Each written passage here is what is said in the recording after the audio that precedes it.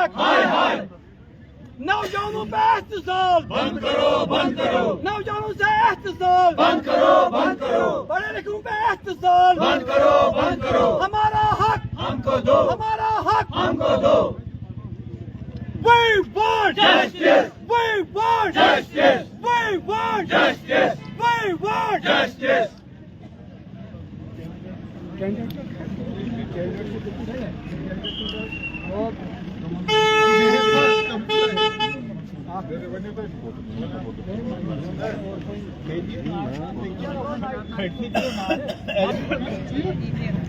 लुट गए सारे लुट गए, एलजी तेरे राज में, लुट गए सारे लुट गए, एलजी तेरे राज में, जवान आज सड़कों पर है, एलजी तेरे राज में, जवान आज सड़कों पर है, एलजी तेरे राज में, अरे लुट गए सारे लुट गए, एलजी तेरे राज में, स्कैम सारे पीक पर है, एलजी तेरे राज में, एलजी तेरे राज में, अंधेर ही अंधेर है, एलजी तेरे राज में, अंधेर ही अंधेर है, बीजेपी तेरे राज में, अंधेर ही अंधेर है, बीजेपी तेरे राज में, अंधेर ही अंधेर है, एपटेक हाय हाय। एपटेक। ठीक है, मैं एक इलेक्टेड रिप्रेजेंटेटिव हूँ, मैं तो नहीं समझता हूँ इसमें कहीं भला है।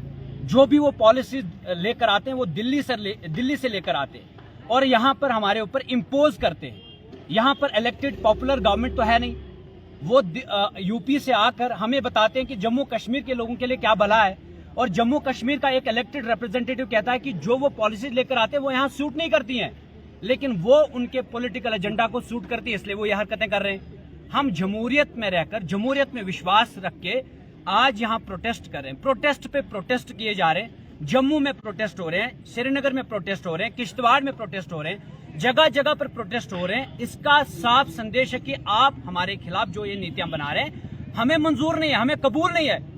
अगर इतना ही मतलब समझदार हैं एलजी साहब, आप ये सोचिए ना कि इस देश का, इस स्टेट का सबसे पढ़ा लिखा नौजवान जो है सड़क पर है, उसकी भी बुद्धि है, वो भी समझदार है, वो भी समझता है कि उसके फ्यूचर के लिए क्या अच्छा है क्या बुरा है। लेकिन आपके ये जो लेक्चर कभी खत्म ही नहीं हो रहे हैं। आप बस शाम को रोज भाषण देने आ जाते हैं, नया नया कुर्ता शलवार पहनकर आ जाते हैं और अपनी नई नई नीतियां बनाकर नए नए भाषण यहाँ परोसते हैं हमारे ऊपर। ये नीतियां बंद करें, एपटेक कंपनी को हटाएं, नौजवानों को विश्वास नहीं। आप कहते हैं सबूत, हजारों सबूत आपके पास पड़े हैं, एजेंसीज आपके पास है, ताकत आपके पास है, हुकूमत आपकी है, सबूत जनता से मांग रहे हैं। जब जनता सबूत लेकर आती है तो आप एक्शन नहीं लेते हैं, जब जनता सड़क पर आती है तो लाठीचार्ज कर देते हैं।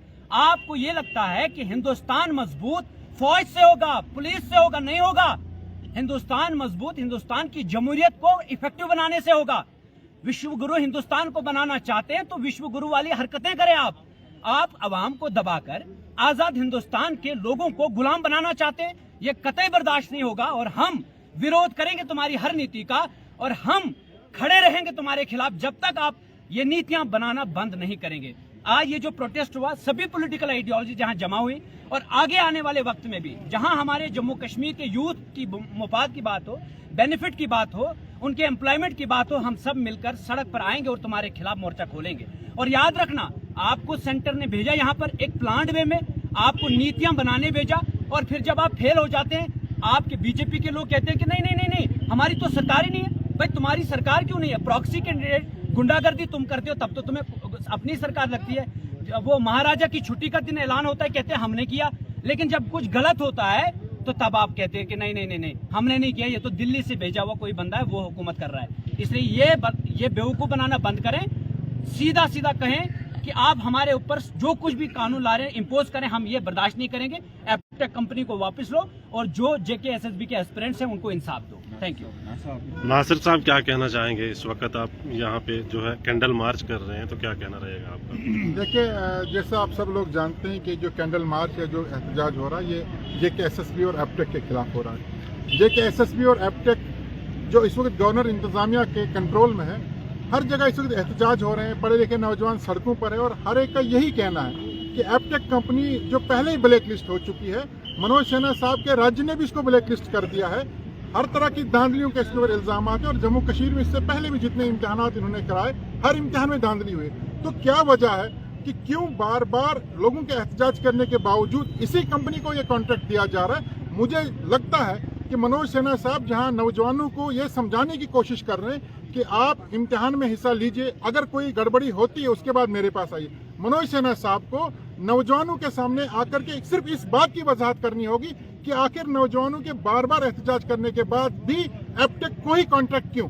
मनोज सिन्हा साहब को कहना चाहिए जो अंडर टेबल डील हुई है, मैं तो साफ शब्दों में कहूंगा कि एपटेक कंपनी को ऐसे ही कोई कॉन्ट्रैक्ट नहीं दिया गया। एक ब्लैक लिस्टेड कंपनी को कॉन्ट्रैक्ट देने का साफ मतलब यह है कि अंडर टेबल एक डील हुई है और जम्मू कश्मीर के नौजवानों को इस डील का इल्म है। या तो इन्होंने चोर दरवाजे से अपने मंजूर नजर कैंडिडेट्स को एडजस्ट करना है, या जम्मू कश्मीर में लोगों को इसी तरह के अफरा तफरी के माहौल में रखना है कि अगर अपॉइंटमेंट्स होती हैं, सिलेक्शंस होती हैं, उनमें गड़बड़ी होगी, लोग कोर्ट कचहरी में जाएंगे, एहतजाज करेंगे।